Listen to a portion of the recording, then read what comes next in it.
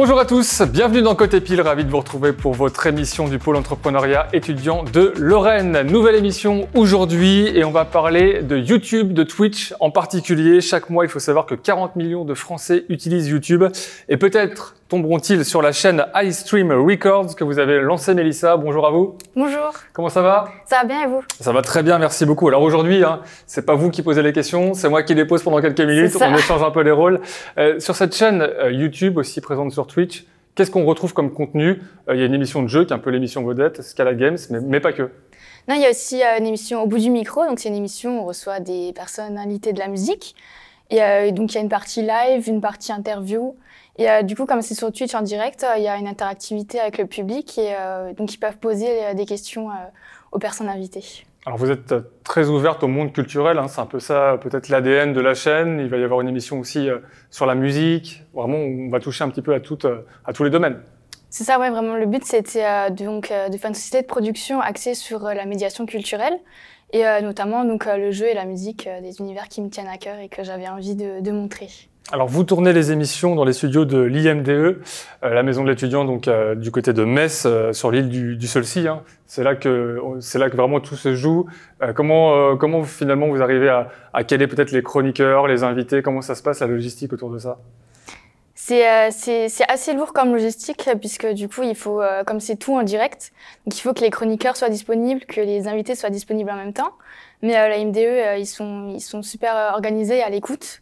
Et ils sont aussi là pour nous accompagner justement au niveau des tournages. Et c'est comme ça qu'on arrive à caler des dates et à faire tout ce qui est la communication autour et pouvoir tourner.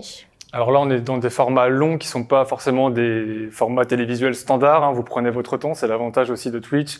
Vous l'avez dit, vous pouvez échanger avec les gens qui vous regardent. L'idée aussi peut-être sur votre chaîne, c'est à terme de créer d'autres formats, peut-être des formats plus courts, varier un peu les choses aussi, au-delà même des thématiques. Oui, plus sur YouTube du coup, parce que sur Twitch, si on fait une émission en direct de 6 minutes, ça va... Oui, on n'aura pas le temps de poser la question, que ce sera déjà fait. Voilà, c'est ça. Mais c'est vrai que j'envisage sur YouTube de faire aussi des petits reportages et des formats différents en dehors du direct. Alors vous êtes titulaire d'un master Infocom que vous avez eu il y a peu de temps.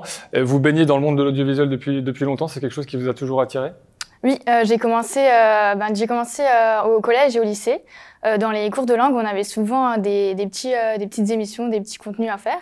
Et ça m'avait vachement plu, donc j'avais fait un BTS métier de l'audiovisuel. Et c'est là que je me suis vraiment dit, c'est ce que je veux faire, je veux travailler dans l'audiovisuel et c'est comme ça que ça a commencé. Et c'est comme ça que ça a commencé, que ça s'est développé. Alors vous venez d'intégrer le PIL, vous suivez actuellement le diplôme étudiant entrepreneur à l'IAE de Metz. Vous avez d'ailleurs réalisé un stage de 6 mois au PIL. Comment ça s'est passé? Qu'est-ce que vous avez appris concrètement? Je crois que c'était sur le début de l'année 2023. Oui, c'était ça, mais du coup j'ai fait tout le début on a appris à comment gérer une société. Le début de l'entrepreneuriat, mes différents choix vers où je veux me diriger, plus vers Twitch, plus vers YouTube. Et ça nous permet aussi d'avoir des conseils tout de suite en amont du projet pour avoir après plus de facilité à développer le projet et être suivi.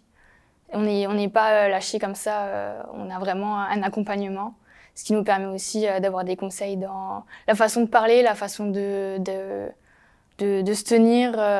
Donc c'était une bonne expérience, c'est pour ça que j'ai voulu continuer après sur le diplôme D2E.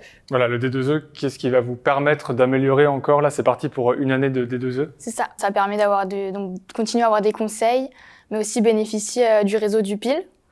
Et il y a aussi tout ce qui est des petites formations qu'on peut faire sur la comptabilité, par exemple, et des choses comme ça, qui sont nécessaires dans l'entrepreneuriat. Alors on sait que tout va très très vite dans le monde de l'audiovisuel, tout se digitalise aussi très vite. Vous l'avez dit, vous êtes présente aussi sur Twitch et c'est très important aujourd'hui. Il faut toujours avoir une longueur d'avance parce que voilà, faut jamais être largué en quelque sorte. Donc 2024, ça va être vraiment l'année charnière qui va vous permettre de bâtir ce projet et en même temps vraiment de lui donner une autre consistance. On a parlé un petit peu des différents formats que vous voulez faire. Vraiment 2024, c'est la naissance de la chaîne, on peut le dire comme ça? Oui, c'est ça.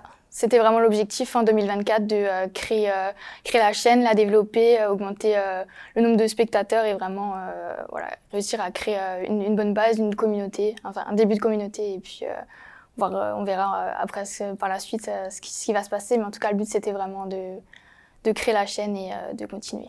Combien d'abonnés sur Twitch actuellement? Sur Twitch, sur la chaîne de la IMDE, il y a environ 700 abonnés. Oui, donc ça a déjà bien pris. Oui. Comment on fait pour vous retrouver rapidement? Il faut taper quoi pour avoir accès à la chaîne YouTube, à Twitch, etc.